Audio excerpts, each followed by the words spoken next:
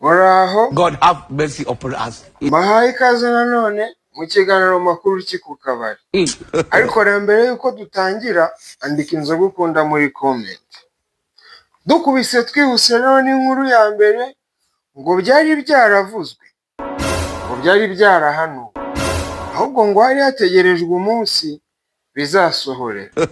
Ngo bimeze gute rero ngo tari ngo witwa Yamanu we yamaze kudutama kandi ka video. God have mercy upon us. Izigiye ariko hari nashonje. Kubera ko warebye aka video ka mbere wise wumva ushaka no kureba ka kabiri.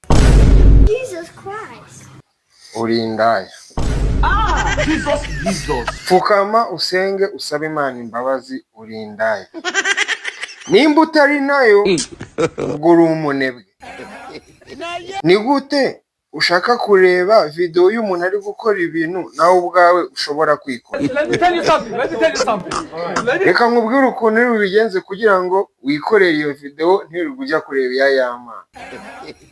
Fata sheri wawe mujyane mu cyumba mukuremo imyenda, shyira kamera yawe hariya, tangira mukore iby'Imana yanga muzicuza ku munsi w'imperuka. Komanyoko. Abandi nabo bagakureminga bavuga bati twebwe ntabwo dushaka kureba video ya Yamanu ngo kubera ngo ikindi ukora ko ngo muri video ngo ahubwo impamvu ngo dushaka kuyireba ngo nuko ngo muri video yo ya mbere twarebye ngo twabonye ngo akanyusi kiwe wari gatoya. Jesus Christ. Ngo turashaka kureba nimba karakuze. Komanyoko. Uwo ni umudayimoni ari kugukoresha. Fuka musenge utazarimbuka. God have mercy upon us. Ngo abahanga rero ngo mu bya business ngo bahise bashaka kugira inama uwitwa Yamanu. Ngo nimba koko ibi bintu ari byo indi video yagiye hanze. Ngo baramugiriye inama imeze gutya. Ngo Yamanu ngo urabona ngo yishyize ngo video y'indirimbo yawe hanze ngo tuba tuzi aho turi buyisange ni kuri YouTube Yamanu wabo. Ngo niba rero wiyemeje kujya udutamo utu video natwo ngo shaka akantu k'aka website keza ugashyire hariya buri episode gasohotse ngo ujye ugashyiraho ngo tumenye ahantu dusanga utwo episode ngo reke kutujagaraza. Kuko ngubu episode kambwe gashasha kasohotse ariko umuntu wese ndi kukaka ariko mwira ngo nikaramugeraho. Ariko se bizatumarira iki? God have mercy upon us. Biratwungura iki cyangwa biradufasha iki? Nta na kimwe. Niba ariko nawe bitekereza fuka musenge wandaya. Jesus. Gusa nahita nanga igitekerezo nanjye nk'umuntu bigishyushye. Niba iyi video bidahari bari kumubeshyera ni byiza. Ariko niba ihari reka noneho natwe nituyirebe. Ariko hari nashonje. Reka nituyirebe urumva none se ubundi iki kintu cyadanje mugiye kureba muri iriya video. Nge ko nabonye n'ubundi Yamanu wo muri video ya mbere kandi nawo muri mu ya kabiri byose kandi bimwe.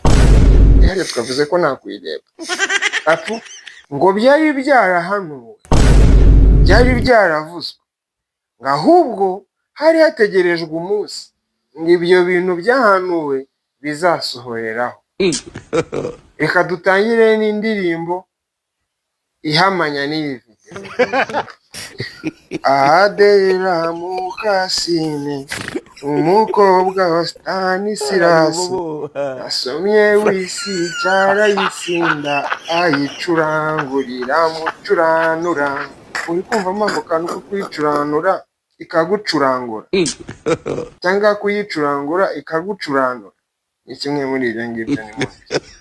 Ako mwakumvise sawa. Reka twikomereze ku makuru rero nifitiye nakuye ku kabari ngo ku bushakashatsi bwakozwe n'umugabo bita Robert Innocent utuye mu gihugu cy'Ubusuwede. Another one. Ngo yagaragaje ko ngo abakobwa muri iki kinyejana ngo ari bo bantu banywa inzoga nyinshi cyane. Ariko nese nibaza ahubwo we uwo bushakashatsi yabukoze yanyweye iki? Jesus. Kuko ntago ari uko statement ivuga. Statement yakaba yivuga ngo muri iki kinyejana abahungu nibo banywesha abana b'abakobwa inzoga nyinshi cyane. ariko hari nashonje. None se sibyo? Oya basi mwese muri kunywa. Ariko reka tuganire nyine sibyo, wenda tureke n'ibintu by'amavideo n'ibiki, njye reka mbibarize. Nyine uri nk'umukobwa ukanywa ugasinda gutya bakagutera inda, wazamenya uvuga ko ari iyande? Komanyoko.